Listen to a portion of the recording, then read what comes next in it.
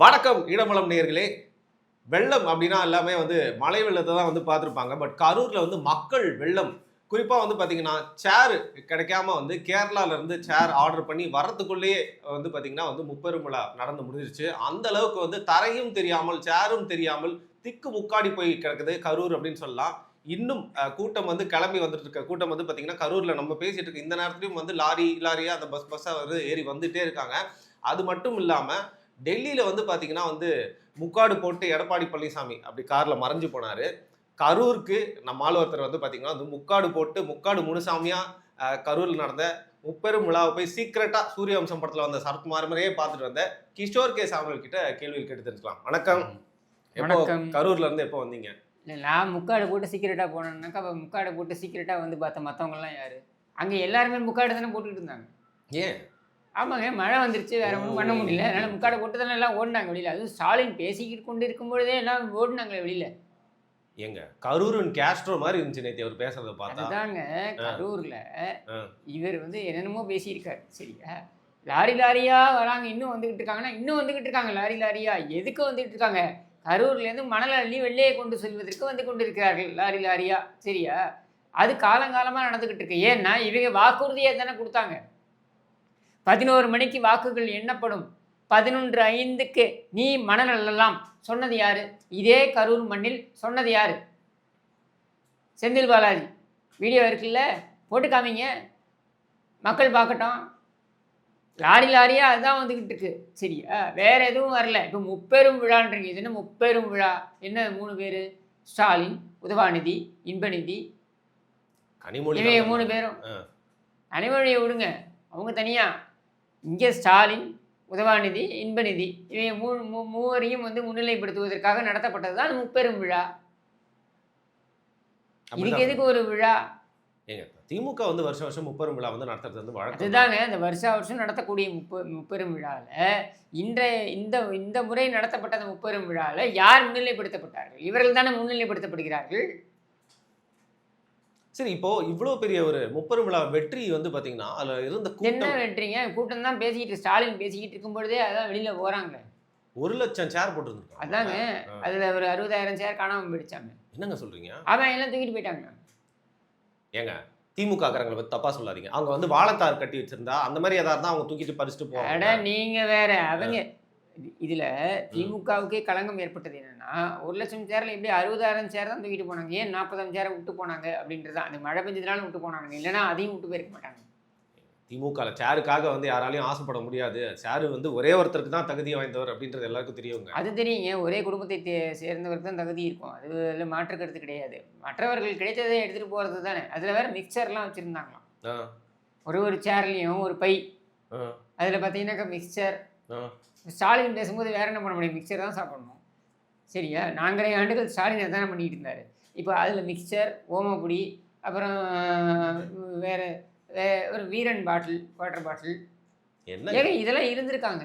சத்தியமா சொல்றேன், கிஷோர் கே சாமி போயிட்டு இந்த மிக்சர் அப்புறம் அந்த வீரன் பாட்டிலாம் சுவைச்சிட்டு வந்திருக்காரு. தாவேக்காவோட மாநாட்டுல முக்தார் போனார், மாட்டிக்கிட்டாரு. திமுக மாநாட்டுல தலைவன் உள்ள போய் பையா போய் சுரண்டுட்டு வந்திருக்காங்க. வீரன் பாட்டில் கொடுத்து நீங்க தான் பெரிய ரிவ்யூவே கொடுத்தீங்க. இதில் நான் சுவைச்சிருக்கேன்னு நீங்கள் சொல்கிறீங்க. நான் எதுக்குங்க வீரன் பாட்டில் பற்றி பண்ணணும்? இப்போ கேள்வி என்ன வருது அப்படின்னா, 10 ரூபாய் பாலாஜி எந்த 10 ரூபாயை வைத்து இந்த விழாவை 100 கோடி செலவு செய்து நடத்தினாரோ அந்த விழா பிசுபிசுத்து போனதற்கு காரணமே அந்த 10 ரூபாய் தான். எப்படி தெரியுமா? அங்கே என்ன பண்ணாங்க, விஜய் இப்போ ஒரு மாநாடு நடத்தினா, ரோட் ஷோ நடத்தினார், ரீசெண்டாக நடத்தினார் இல்லையா திருச்சியில். அந்த திருச்சியில் நடத்திய பொழுது அந்த ரோட் ஷோ வரும்பொழுது திருச்சி சுற்றி இருக்கக்கூடிய அத்தனை டாஸ்மாகையும் மூடினாங்க. Okay okay. திமுக மாநாடு நடத்தும் போது அதை எதையும் மூடலை. மூடாதனால இந்த உடன்பிறப்புகளான உளுத்தம்பிறப்புகள் தங்களுடைய கடமை கண்ணியம் கட்டுப்பாடு என்பதனை அங்கே காண்பிப்பதற்கு சென்று விட்டார்கள். எங்க தாவேகா மாநாட்டில் தான் தண்ணி வரல, தாகம் இருக்கு, தண்ணி வரல, தாகம் இருக்குன்னு வீடியோ எடுக்கிறீங்க. அந்த மாதிரி தாகம் வந்துடக்கூடாதுன்னு தண்ணி எல்லா இடத்துலையும் கிடைக்கிறேன் சொல்கிறேன். தாகம் தீர்த்த செந்தில் பாலாஜி அப்படின்னு எடுத்துக்க வேண்டியதுதான். உனக்கு 10 ரூபாயும் வேணும், மாநாடும் நடக்கணும். அதே சமயத்தில் அவங்க யாரும் அங்கே போகக்கூடாதுன்னு அப்புறம் எங்கேருந்து வருமானம் வரும்? கடைக்காரன் சும்மா இருப்பானா? கரெக்டு. என்கிட்ட சுரண்டிட்டு போகிறல, இவன் வந்தால் தானே எனக்கு வருமானம். சரி, நீங்கள் யோசிச்சு பாருங்கள். தாவேக்காவுடைய அந்த கூட்டம் நடக்கும் பொழுது, மதுரையிலையும் கூட தாவேக்கா மாநாடு நடக்கும் பொழுது கடைகள் கூட போடக்கூடாது, எல்லா கடையும் மூடினாங்க. அதில் இன்னொரு கதை இருக்குது. மாநாட்டு பந்தலுக்குள்ள கடை போடுறதுக்கு சந்தாலாம் வாங்கிக்கிட்டாங்க, உரிமைகள்லாம். ஆமாங்க, இவங்க வாங்கிக்கிட்டாங்க, தாவேக்காரங்க வாங்கிக்கிட்டாங்க அப்படின்னு ஒரு குற்றச்சாட்டு வந்துச்சு. இது வேற விஷயம். சரியா? நார்மலாக பார்த்தீங்கன்னாக்கா இந்த மாதிரியான மாநாடுகள் நடக்கும்போது, இந்த மாதிரி கூட்டம் நடக்கும்போது கடலை விற்றுட்டு வருவாங்க, சின்ன சின்ன ஸ்நாக்ஸ் இதெல்லாம் விற்றுட்டு வருவாங்க. இவங்களுக்குலாம் அப்போ தாங்க ஏதோ ஒரு இடத்துல வியாபாரம் நடக்கும். இவங்கெல்லாம் வருவாங்க உள்ளுக்குள்ளே, இவங்களெல்லாம் விட்டுருவாங்க ஓப்பனாக. சரி போங்க, நீங்கள் மட்டும் இது பண்ணுங்க. தாவேக்காவோட மாநாட்டில் அதுக்கும் உரிமை தொகையை வாங்கினாங்க அந்த மாநாட்டை நடத்தியவர்கள் அப்படின்ற ஒரு குற்றச்சாட்டு வந்துச்சு. இப்போ இங்கே என்ன நடந்துச்சு? முதல் முறையாக திமுகவுடைய மாநாடு என்பது இவர்கள் சொல்கிறார்கள் கட்டுக்கோப்பாக நடந்ததுன்னு. கட்டுக்கோப்பாக எப்படி நடந்தது? மாநாட்டுக்கு வந்தவர்கள் மாநாட்டில் அந்த நட்சத்திர பேச்சாளராக பார்க்கப்பட்ட ஸ்டாலின் பேசிக் கொண்டிருக்கும் பொழுதே அவர்கள் கிளம்பி விட்டார்கள். எப்படிங்க இது சாத்தியம்? காசு கொடுத்து கூட்டு வந்தால் அப்படி தான் நடக்கும். அது வெளியில தான் போவான். எப்பவுமே ஒன்று நல்லா புரிஞ்சுக்கோங்க, வரும் ஆளும் கட்சிக்கு என்று கூட்டம் என்றைக்குமே கூடுவது குறைவு. சரி, எப்பவுமே அது எந்த கட்சியா என்ன கட்சியா இருந்தாலும் சொல்றீங்க. அதிமுக, திமுக, எந்த ஆளும் கட்சினாலே கூட்டம் கூடாதுங்க. நீ எதிர்கட்சினால தான் நீங்க வந்து சுவாரஸ்யமா பேசுவீங்க. ஆளுங்கட்சி என்ன பேசுவேன்? ஏன் சுவாரஸ்யமான பேச்சை பத்தி மட்டும் பேசிட்டீங்கன்னா அவ்வளவுதான் சொல்றேன். நேத்து ஸ்பீச்சை பாத்தீங்களா இல்லையா? என்ன அரங்கம் அதிர்ச்சி. அந்த கொடுமையை நான் பார்த்தேன். என்ன சொல்லுங்க பாத்தீங்க? அந்த அரங்கம் அதிரல, ஸ்டாலினோட கைதான் அதிர்ந்துச்சு. இந்த மாதிரி எனக்கு டிஸ்ரெஸ்பெக்ட்ஃபுல்லா பேசுனீங்கன்னா இதுதான் நம்ம பண்ற கடைசி நேர்காலமா இருக்கும். உங்களுடைய இஷ்டங்க, அது உங்களுடைய விருப்பம். சரியா? அவர் பேசின பாயிண்ட பத்தி பேசுங்க. நானும் அந்த பாயிண்ட்டை தாங்க பேசுறேன். நீங்க அரங்கம் வந்துருந்துச்சு அப்படின்னு நீங்க சொல்லுவீங்கனாக்கா, இல்லைங்க அவர் கைதான் வந்துருந்துச்சுன்னு நான் சொல்றேன். கட்சியோட வளர்ச்சியை பார்த்து பல பேருக்கு வயிற்றுச்சலா இருக்கு அப்படிங்கிறாரு. வயிற்றுச்சலோ வயிற்றுக்கு கீழே எரிச்சலோ, இப்போ மேட்ரு என்ன அப்படின்னா, கட்சியில் இருக்கவங்களுக்கு வயிற்றுச்சல், கட்சிக்கு வெளில இருக்கவங்களுக்கு வயிற்றுச்சலா, இல்லை கட்சிக்குள்ளேயே இருக்கவங்களுக்கு வயிற்று கீழே எரிச்சலான்றதெல்லாம் அப்புறம் வருவோம். கேள்வி என்ன தெரியுமா? கரூரில் இந்த மாநாடு நடத்தும் பொழுது கரூர்லேருந்து தவிர்த்து மற்ற இடங்கள்லேருந்து வர வேண்டிய கட்சிக்காரர்கள், சரி, இவர்கள் யாரும் வருவதற்கு தயாராக இல்லை, இவர்கள் யாரும் ஒத்துழைப்பதற்கு தயாராக இல்லை. ஏன் தயாராக இல்லை அப்படின்னா, ரொம்ப சிம்பிள். செந்தில் பாலாஜியுடன் நாங்கள் இணைந்து செயல்பட தயாராக இல்லை அப்படின்னு அவங்க சொல்கிறாங்க. இதான் பிரச்சனையே. இதற்காக இவர்கள் போய் சரண்டர் ஆன நபர் யாரிடம் என்றால் நேருவிடம் போய் சரண்டர் ஆகிறாங்க. அது மாநாட்டு நடத்துறதுக்கு வேற வழி இல்லை. கூட்டத்தை ஏன்னா இவர் போய் செந்தில் பாலாஜி போய் இப்போ இல்லை, இந்த கூட்டம் பிசுபிசுத்து போகும், இந்த கூட்டம் அவுட் ஆகும், இந்த கூட்டம் ஃப்ளாப் ஆகும் என்பதனை முன்னரே கணித்து விட்டார் செந்தில் பாலாஜி. அதனால அவர் என்ன பண்ணுறாரு, நேராக போயிட்டு தலைமையிட்ட சொல்கிறாரு, எங்க நான் சொல்கிறத இந்த கரூர் தவிர வேற எங்கேயும் எவனும் கேட்க மாட்டேங்கிறான், நீங்களே ஏதாவது ஒன்று பண்ணுங்கன்னதுக்கு அப்புறம் தான் நேருவை அழைத்து நேரு வந்து கூட்டு வர சொல்கிறார். சரியா? நீங்கள் கூட பார்த்துருப்பீங்க, கரூர் வரத்துக்கு முன்னாடி ஸ்டாலின் வந்து திருச்சிக்கு போகிறாரு. திருச்சியில் ரோட் ஷோ அப்படின்னு ஒன்று நடத்திட்டு அப்புறம் அங்கிருந்து இங்கே வராரு. சரியா? யாராவது மாநாட்டு பந்தலுக்குள்ள ரோட் ஷோ நடத்தி பார்த்துருக்கீங்களா? இல்லை, புதுமையாக அதான் பண்ணணும் அப்படி. அது புதுமை இல்லைங்க. ஸ்டாலின் கிட்ட வேற யாரையும் நெருங்க விடக்கூடாது தொண்டர்கள்ன்றதுக்காக மாநாடு பந்தலுக்குள்ளேயே ஸ்டாலின் வருவதே ஒரு ரோட் ஷோ போல நடத்துகிறார்கள். இது இந்த மாநாட்டு கதை நுழைவு வாயிலிருந்து அந்த பந்தல் வரைக்கும், அந்த மேடை வரைக்கும் வருவதை ஒரு ரோட் ஷோ போல நடத்துகிறார்கள். சரியா? இப்போ இதுக்கு முன்னாடியே இவர் போயிட்டு 1,00,000 சேர் போட்டது உண்மை. அந்த 1,00,000 சேரை ஒப்புவதற்கு பிரம்ம பிரயத்தனம் செய்கிறாங்க. இவங்களால முடியல, வரல. நேருவாலையும் முடியல. நேருவால முடியலன்றதுல நேரு வந்து நான் ஏன் பண்ணணும்? அவர் அந்த கேம் விளையாடி நான் ஏங்க பண்ணணும்? நீ அவஸ்தைப்படு. தேர்தலுக்கு ஒரு 6-7 மாதங்கள் இருக்கும் பொழுது உனக்கு கூட்டமே கூடலைன்ற ஒரு எண்ணம் ஓட்டம் தான் நீ மற்றவன் சொல்கிறத மதிப்ப. இல்லை நீ உன் பிள்ளை உன் மாப்பிள்ளை இவங்க சொல்கிறதா நீ கேட்ப, நாங்கள் சொல்கிறத நீ கேட்க மாட்டேன். அப்போ அவஸ்தைப்படு, தெரிஞ்சிக்க, உன் பவுசு அவ்வளோதான் அப்படின்னு தெரிஞ்சிக்க. அப்படின்றத தான் வேடிக்கை பார்ப்பதற்கு தான் எல்லோரும் இருப்பாங்க. ஆனால் பேசினாரே முதல்வர் அவர்களே, செயல் வீரர் செந்தில் பாலாஜி வந்து சொன்னால் வந்து முடிச்சிருவாரு. அவரே வந்து முடக்க பார்த்தாங்க. சொன்னால் முடிச்சிருவாரு. யார? அதுதான் கேள்வி. எதை? அதுதான் கேள்வி. சொன்னால் முடிச்சிருவாருன்னா அவரே முடிச்சுப்பார், மற்றவங்களையும் சேர்த்து முடிப்பார்.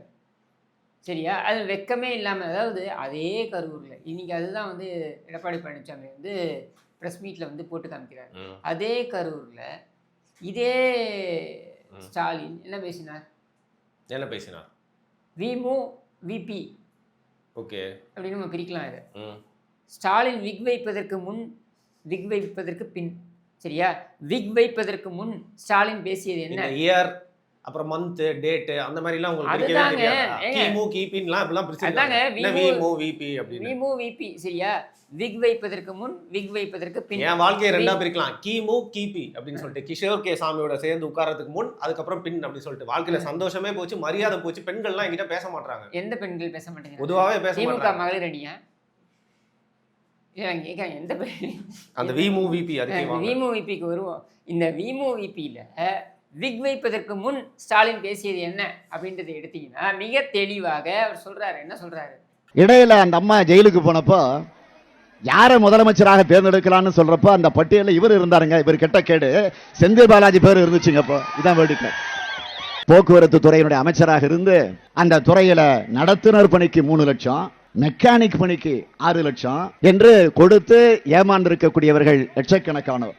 இவர் கேட்ட கேடு. இவரெல்லாம் முதலமைச்சர் வேட்பாளராம். ஏன் நீ எல்லாம் முதலமைச்சர் வேட்பாளராக இருக்கும்போது செந்தில் பாலாஜி இருக்கக்கூடாது? துப்பிட்டு பேசுங்க, எனக்கு புரியலங்க என்ன சொன்னீங்க அப்படின்னு. ஸ்டாலின் மாதிரி பேசினா அவனுக்கு புரிய மாட்டேங்குது. அப்புறம் அப்போ மக்களுக்கு மட்டும் அப்படி புரியும்னு சொல்றீங்க. அப்போ மக்கள் மட்டும் ஸ்டாலின் பேசுவதை எல்லாம் அப்படியே அதிர்ந்து போய் அரங்கமே அதிர்ந்ததுன்னு சொல்றீங்களே, எப்படி அதிர்ந்தது? இப்படியா? ஏங்க அந்த கட்சியில வந்து அதிமுக இருந்தாரு, அப்போ வந்து அப்படி பேசுறாரு. இப்ப அதிமுக இருந்தா எப்படி இப்படி பேசுவ? திமுக இருந்தா வேற மாதிரி பேசுவியா? என்ன வாய் உன் வாய் சரியா? கோண வாய். இப்போ என்ன நாம கேட்குறது அப்படின்னா, நீ வந்து அங்கே வந்து என்ன பேசுகிற ரொம்ப தெளிவாக இந்த மாதிரி என்னது அவர்கிட்ட கேடு. இவரெல்லாம் முதலமைச்சர் வேட்பாளராக இருக்க. ஏன் உன் புள்ள உன் உதவாக்கிற புள்ள கிட்ட கேடு. இவெல்லாம் முதலமைச்சராக இருக்கா வரானே கியூவில் நிற்கிறானே, அது கேவலம் இல்லையா? பால்டாயில் பொறுக்கி இவெல்லாம் வந்து முதலமைச்சர் இவா இருக்கும்பொழுது செந்தில் பாலாஜி இருக்கக்கூடாதா அப்படின்னு செந்தில் பாலாஜியோட மைண்டு வாய்ஸ் சொல்லும். இருந்தாலும் செந்தில் பாலாஜி இப்போ அதை பேச முடியாது. செந்தில் பாலாஜி என்ன பண்ணுவாப்புலன்னா வேடிக்கை பார்ப்பார். ஆனால் நாம் பார்ப்போம்ல, நீ எதனா அதே கரூரில் வந்து அதே தானே பேசுன. நீ ஏன் பேசுன அப்படி?